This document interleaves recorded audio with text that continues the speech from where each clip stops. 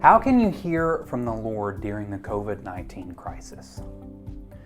Brian Chin, the lead consumer technology writer for the New York Times, recently wrote in his column, "It has been weeks since the coronavirus brought our lives to a halt, shutting down our schools, offices, and gyms. Stuck at home, we have had nothing but time to reflect on the things that matter." He went on to say, "And I'm admitting that many of the high-tech innovations I cover in this column, from foldable smartphones to doorbell cameras, are excessive, even if they are kind of neat." We are stuck at home. We don't have anything to do. It feels boring. It feels repetitive. I mean, how many Zoom calls can one person have in a day? But even when everything around us has stopped, have you noticed the drive to seek distraction? That's because to be still, to truly stop, even when the world around us has ground to a halt, it's still a hard thing to do.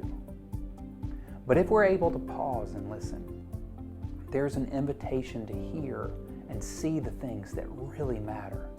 It's an invitation that goes well beyond realizing the excesses of foldable smartphones and doorbell cameras. And Jesus was known for pulling away to quiet places. Luke says that when large crowds surrounded him, Jesus often withdrew to lonely places and prayed. And for centuries, Christians have followed in the steps of Jesus and practiced silence, quieting your outer and your inner life, and solitude, purposefully withdrawing from people. We do this because we know the Holy Spirit speaks in quiet, still places. We do this because we know this is how we grow. We do this because if we don't, we'll distract ourselves into spiritual mediocrity that merely skims the surface of all that God has for us. So here's today's simple tip. Use a portion of each day to be quiet on purpose and listen for the Father's voice.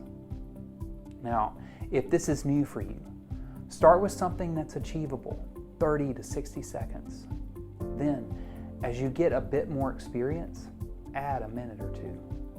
Here's a way to dramatically increase the likelihood that you will put this into practice.